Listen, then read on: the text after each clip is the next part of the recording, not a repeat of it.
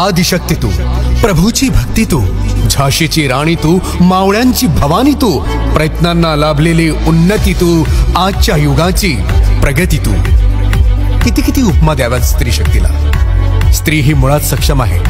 प्रगतीचा उगमच महिलांपासून झालेला आहे. एका एका स्त्रीने समाज आणि देश घडवल्याच्या असंख्य उदाहरणे आपल्या पुढे आहेत. याच एका स्त्रीने पुढे येऊन इतर स्त्रियांनाही आपल्यासोबत संघटित केले तर अनेक संघर्ष अडचणी अगदी चुटकीसरशी सुटून जातील की.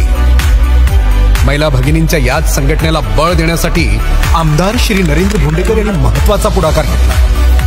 भंडारा पवनी विधानसभा क्षेत्राच्या सर्वांगीण विकासात भंडारा आणि पवनी तालुक्यातील महिलांच्या संघाच्या विकासासाठी 5 कोटी रुपयांची तरतूद त्यांनी केली आहे. दोन्ही तालुक्यातील महिला भगिनींच्या आशा, आकांक्षा आणि स्वप्नांना बळ देण्याचा मोठा पुढाकार भाऊ म्हणून आमदार नरेंद्र भोंडेकर यांनी घेतला आहे.